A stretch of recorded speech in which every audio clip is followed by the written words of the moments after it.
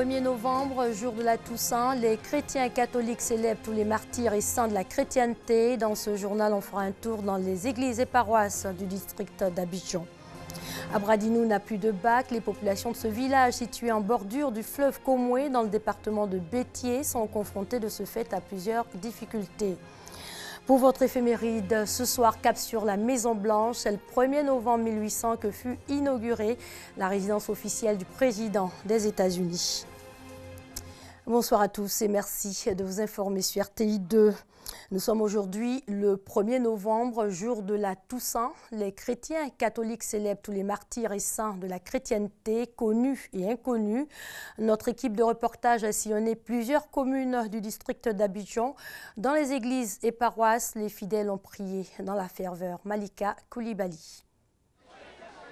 Devant la grotte de la Vierge Marie, après la messe de célébration de la Toussaint, ici, ces femmes sont venues se recueillir. Et pour les saints et tous saints, on est venu faire la messe à 8 h et on est en train de prier. On a fini pour venir devant la grotte pour prier aussi pour la Vierge Marie. À la paroisse Saint-Michel d'Adjamé, tout comme à la cathédrale Notre-Dame du Plateau et à la paroisse Saint-Jean de Cocody, les fidèles catholiques ont fêté la Toussaint. Cette fête en hommage aux morts mais aussi aux vivants. La fête de la Toussaint, ce n'est pas la fête des morts uniquement, mais c'est la fête à nous tous. On entend à nous tous, nous qui sommes des pèlerins sur cette terre, et ceux-là que nous appelons nos frères et sœurs défunts qui sont partis à la maison du Père, et ceux qui contemplent déjà le visage de Dieu. Cette fête nous permet de célébrer deux choses en tant que chrétiens catholiques. C'est d'abord notre avenir en Dieu, puisque Dieu nous permet par notre baptême de partager sa vie d'enfant de Dieu. Et aussi, cette fête nous permet de bénéficier, de nous rappeler que nous bénéficions de l'intercession et de la prière de ses grands frères, de ses grandes sœurs qui sont avec lui et qui partagent déjà sa gloire. Ce jour du 1er novembre est important pour les fidèles catholiques, eux qui savent qu'ils sont appelés à être des saints. Les saints sont là-bas, ils sont dans la plénitude de Dieu. Ils sont dans la béatitude d'aujourd'hui. Pour suivre le Christ, c'est le calvaire. Ne devient saint celui qui reste là et qui ne fait rien. Non, il faut suivre Jésus. Il faut être dans la dynamique d'amour du Christ. Et c'est ce que Saint Jean a fait. C'est ce que tous les autres saints ont fait. Comme son nom l'indique, la Toussaint est la fête de tous les saints. Et chaque 1er novembre, l'Église catholique honore ainsi ceux et celles qui ont été de leur vivant des témoins du Seigneur Jésus-Christ. En Côte d'Ivoire, c'est aussi dans la ferveur qu'elle a été célébrée. La fête de Toussaint aujourd'hui, la fête des morts demain, et comme c'est un jour férié par anticipation, les familles se sont rendues dans les cimetières sur les tombes de leurs proches disparus pour y déposer des fleurs. Direction à présent le département de Bétié, plus précisément à Abradinou. Ce village situé en bordure du fleuve Komoué n'a plus de bac. Il a cédé sous le poids d'un camion de 10 tonnes appartenant à une entreprise de travaux publics. Plus de bac donc, une situation difficile, impossible de convoyer les produits agricoles, impossible également d'évacuer les malades en cas d'urgence. Mamadou Kouassi. C'est une population d'Abradinou complètement désemparée qui a appris ce vendredi 28 octobre la panne de son bac. À l'origine, un camion de 10 tonnes d'une société de travaux publics dont le bac n'a pu supporter le poids et qui a terminé dans le fleuve. Le bac, on prend des risques. Et avant-hier, on a eu au moins un véhicule qui est tombé dans l'eau. Le chauffeur a failli mourir. Si on gagne le pot aujourd'hui, on est content et vous aussi, ça vous arrête. Vous êtes venu à véhicule. Regardez aujourd'hui, le véhicule est resté derrière. S'il y avait un pont, vous allez passer. Et lorsqu'il montait, il faut se monter. Donc on a accosté pour qu'il puisse bien redresser. C'est en redressant qu'il y a eu naufrage. Il faut changer rapidement les matériels gâtés. On a un problème de poulies. Il y a deux poulies qui attrapent le bac. Pour ne pas que le courant d'eau emporte le bac. Il y a un qui fonctionne, il y a l'autre qui ne fonctionne pas. Donc on fait avec. Quand l'eau monte, on doit arrêter le bac, même puisqu'il y a un dispensaire. Il y a l'ambulance qui est là. Aujourd'hui, le camion de 10 tonnes et une moto séjournent encore dans les profondeurs de la Komoué. Distant de plus de 300 km d'Abidjan en passant par Bengourou, ce sont 160 km qu'il faut parcourir pour atteindre Abradinou et 193 km pour Bétié en passant par Yakassa Tobrou. soit 150 km en moins. Autant dire que ce bac est plus qu'utile en attendant mieux. Depuis que ce bac a été installé le 15 mars 2014, il est devenu le trait d'union entre Abidjan et le sud de toute la région Diablé-Indénié. Tous les villages qui sont dans le département de Bétié et au sud du département d'Abengourou passent par Abradino, passent par ce bac pour aller à Abidjan, en passant par Yakassé à Toboro. Ce bac donc est devenu très utile pour nous. Et quand un accident comme celui-là arrive, il va sans dire que toute la région est paralysée. Nous tenons beaucoup à cette évolution sur le trafic et sur l'utilisation, l'implantation de ponts métalliques à Abradino. Aujourd'hui, la population d'Abradino, village situé dans le département de Bétié, a les yeux tournés vers l'État de Côte d'Ivoire pour la construction d'un pont métallique qu'elle appelle de tous ses voeux. Hors de chez nous, la France déclare officiellement la fin de l'opération Sangaris. Cette intervention militaire lancée en Centrafrique en décembre 2013 a pris fin hier. Toutefois, la France maintiendra dans le pays 350 soldats au sein de la mission des Nations Unies. C'est quoi Sangaris? Pourquoi l'avoir lancé? Quel bilan et quelle perspective après le départ des soldats? 4 questions pour comprendre. Christelle Nda et Ami Koulibaly. Que se passe-t-il en Centrafrique? L'opération militaire française en République centrafricaine s'est achevée officiellement le 30 octobre dernier. 8650 éléments de l'opération Sangaris regagneront la France sur les 9000 militaires stationnés dans le pays depuis 2013. Les 350 autres vont rester aux côtés des casques bleus de la MINUSCA. L'annonce a été faite par Jean-Yves Le Drian, ministre français des Affaires étrangères. Pourquoi l'opération Sangaris en Centrafrique? En 2013, la Centrafrique est plongée dans une guerre civile entre rebelles de la Séléka et anti-Balaka. L'intervention militaire française a permis d'éviter un génocide dans le pays. Mars 2013, Bozizé est renversé du pouvoir par les rebelles de la Séléka. Le pays s'effondre, des affrontements éclatent. Bilan, plusieurs centaines de morts et des milliers de déplacés. Face à la situation, l'ONU prévoit le déploiement de milliers de casques bleus dans le pays et autorise les forces françaises à soutenir la MINUSCA. Quel est le bilan de la présence française en Centrafrique? Pour Jean-Yves Le Drian, l'opération Sangaris a été un succès.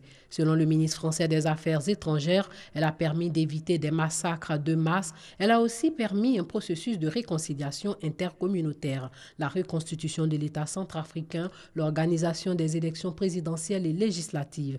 Et selon Seydik Abba, journaliste, écrivain, chroniqueur, l'opération est en partie un succès, mais les milices n'ont pas été désarmées. Autre échec de l'opération Sangaris, les accusations de violences sexuelles. Sur le sujet, Paris a ouvert une enquête. Si la présence des militaires français a freiné les exactions, elle n'a pas pu les empêcher pour autant. Et après, les Centrafricains ne cachent pas leur inquiétude face au départ des militaires français. Ils redoutent la résurgence des violences dans le pays. Jeudi et vendredi dernier, au moins 25 personnes, dont 6 gendarmes, ont été tuées lors d'affrontements à Bambari, dans le centre du pays et ses environs, selon la MINUSCA. Pour l'heure, le pays tente de tourner la page avec l'élection de Faustin Archange Touadéra à la présidence en février 2016. En Éthiopie, le gouvernement remplace les taudis de la capitale Addis Abeba par des immeubles HLM. Objectif, débarrasser le centre-ville de ces taudis, mais aussi trouver un logement aux 3 millions d'habitants de la capitale. Le nouveau quartier d'affaires est censé être la vitrine de la capitale éthiopienne et même celle de l'Union africaine. Regardez. Les chicabettes, les taudis de la capitale Addis Abeba pour les remplacer par un nouveau centre d'affaires. C'est l'objectif du gouvernement éthiopien dans ce quartier de Kazanche. Getnesh Amare est femme de ménage. Cette mère de 4 enfants va devoir partir pour s'installer dans un condominium ou condo, version éthiopienne du HLM. Ils sont venus de nombreuses fois pour nous forcer à partir. Ça ne me plaît pas. Mais je vais être obligée de déménager. Le condo est devenu un symbole de développement. Les autorités éthiopiennes veulent débarrasser le centre-ville des miséreux. L'idée principale de notre plan de développement de la ville, c'est de créer un endroit vivable pour tous les habitants d'Addis. Nous devons créer plus de routes et plus d'espaces verts. En tant que ville qui représente l'Union africaine, notre ambition est de créer une ville moderne. Mais la modernité a un prix. Pour acquérir l'un de ces appartements, les futurs propriétaires doivent verser un apport équivalent à 10% du prix total, soit entre 5 et 25 000 $. Et pour ce qui est du crédit, dans un pays où le salaire mensuel est souvent inférieur à 100 $, les remboursements sont vite inabordables. Pour ceux qui peuvent se le permettre, on peut avoir une bonne vie ici, avec toutes les commodités. Mais pour les gens qui ont peu de revenus, c'est difficile. Topio a été l'une des premières à emménager dans cet immeuble, elle aussi contrainte et forcée. Et aujourd'hui, elle peine à rembourser les mensualités. Mais d'autres habitants, en revanche, sont bien contents, eux, d'avoir quitté leur ancienne maison. Quand vous vivez dans un condo, les installations sont meilleures. Il y a des toilettes et une cuisine. On peut facilement avoir accès à l'eau et l'électricité. Dans notre ancienne maison, nous n'avions pas tout ça. Construire 700 000 logements en 5 ans, c'est l'objectif du gouvernement éthiopien. Ambitieux certes, mais pas suffisant pour faire disparaître les Chikabet. Aujourd'hui, plus de 80% des habitants d'Addis Abeba vivent dans ces maisons de fortune. Le Liban a enfin un président depuis hier. L'ex-général chrétien Michel Aoun a été élu lundi par un vote du Parlement. Le Liban n'avait plus de président depuis 29 mois en raison des profondes divergences au sein de la classe politique, notamment à cause du conflit en Syrie. Explication, Herman Yamia. Le Liban a un nouveau président. Michel Aoun a été élu par le Parlement lundi 31 octobre. Il est élu avec 83 voix sur 127 au second tour. L'accession à la magistrature suprême de Michel Aoun met fin à un vide institutionnel causé par de profondes divisions liées notamment à la guerre en Syrie. L'ex-général chrétien maronite âgé de 81 ans devient le 13e président du Liban après Michel Sleiman. En devenant président, Michel Aoun affiche ainsi son désir de préserver son pays du conflit qui dévaste la Syrie voisine.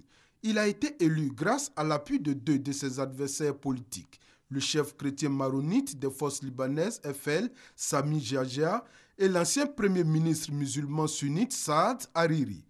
Tous deux sont hostiles au Hezbollah, principal allié du président Assad. Son sac est aussi le fruit d'un laborieux compromis entre les principaux partis politiques. Michel Aoun va diriger le Liban pendant 6 ans non renouvelables. Il rejoint le palais présidentiel de Bagdad, d'où il a été chassé il y a 26 ans par l'armée syrienne alors qu'il était à la tête d'un gouvernement militaire en 1988.